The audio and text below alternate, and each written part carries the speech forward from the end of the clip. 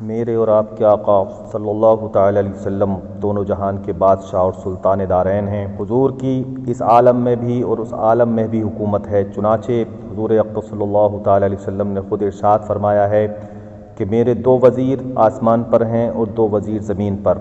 آسمان کے 2 وزیر جبریل اور میکائیل ہیں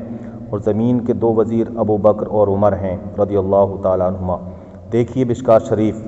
یہ حدیث موجود ہے۔ اس ارشاد سے معلوم ہوا کہ حضور اقدس صلی اللہ تعالی علیہ وسلم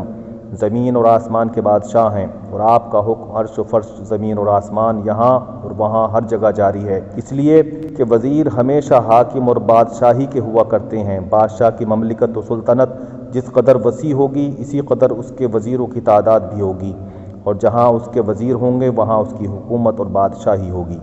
تو ہمارے حضور صلی اللہ تعالی علیہ وسلم کے جب 2 وزیر آسمان پر اور زمین پر ثابت ہوئے تو یہ بات واضح ہو گئی کہ ہمارے حضور صلی اللہ تعالی علیہ وسلم دونوں جہان کے، زمین و آسمان کے اور عرش و فرش کے بادشاہ ہیں۔ تخت ہے ان کا، تاج ہے ان کا، دونوں جہاں میں راج ہے ان کا۔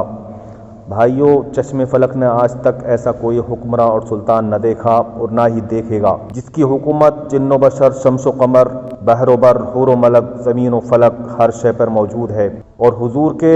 زیر حکم کر دیا گیا ہے۔ کیا خوب لکھا ہے اعلیٰ حضرت نے کہ یہ شمس و قمر، شام و شہر، یہ برگ و شجر، یہ باغ و ثمر، یہ تیغ و سپر، تاج و کمر، یہ حکم رواں تمہارے لیے، اصالت کل، امامت کل، سیادت کل، امارت کل، حکومت کل، ولایت کل، خدا کے یہاں تمہارے لیے۔ تو میں عرض کر رہا تھا کہ یہ جب دونوں جہاں ہمارے حضور صلی اللہ تعالی علیہ وسلم کے وسیع المملکت کے گویا 2 صوبے ٹھہرے، تو پھر حضور اقدس صلی اللہ تعالی علیہ وسلم اگر اپنی ہی مملکت کے کسی صوبے میں دورے پر تشریف لے جائیں تو اس میں استحالہ کیا ہے؟ بادشاہ اپنی مملکت کے دورے کیا ہی کرتے ہیں۔ سلطان دارین سرور کونین صلی اللہ تعالی علیہ وسلم کے اپنے وسیع سلطنت کے ایک حصے میں اسی دورے کا نام معراج ہے۔ شب معراج سلطان دارین صلی اللہ تعالی علیہ وسلم نے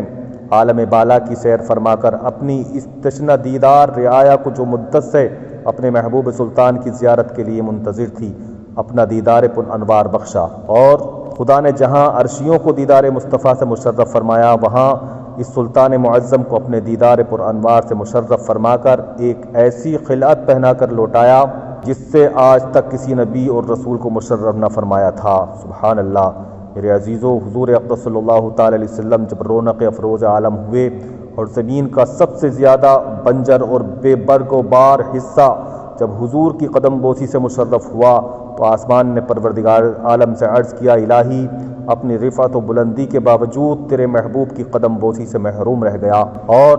زمین اپنی پستی کے باوجود یہ اوج پا گئی کہ حضور کے نالین شریفین کو اس سے سرفراز فرمانے لگے۔ الہی میں زمین کا یہ تان کب تک برداشت کروں کہ تیرے پاس اگر چاند اور سورج ہیں تو ہوا کریں، میرے پاس تو وہ ہے کہ جن کے تلووں سے تمہارے چاند اور سورج کی کوئی نسبت نہیں۔ خدا تبارک و تعالیٰ کو آسمان کی اس بے چارگی پر رحم آیا اور معراج کی رات میں اس لیے مقرر فرمائی کہ آسمان کو بھی حضور صلی اللہ تعالی علیہ وسلم کے نالین شریف کا تاج پہنایا جائے، جو سر پہ رکھنے کو مل جائے نال پاک حضور، جو سر پہ رکھنے کو مل جائے نال پاک حضور، تو پھر کہیں گے کہ ہاں تاجدار ہم بھی ہیں۔ سبحان اللہ۔ حضرات، حضور اقدس صلی اللہ تعالی علیہ وسلم کے نور مبارک کو پیدا فرما کر جب اللہ تبارک و تعالیٰ نے اس نور سے پیشانی آدم علیہ السلام کو چمکایا تو فرشتوں نے پیشانی آدم علیہ السلام میں اسی نور پاک کی ایک ہلکی سی جھلک دیکھ کر آدم علیہ السلام کو سجدہ کیا تھا۔ چنانچہ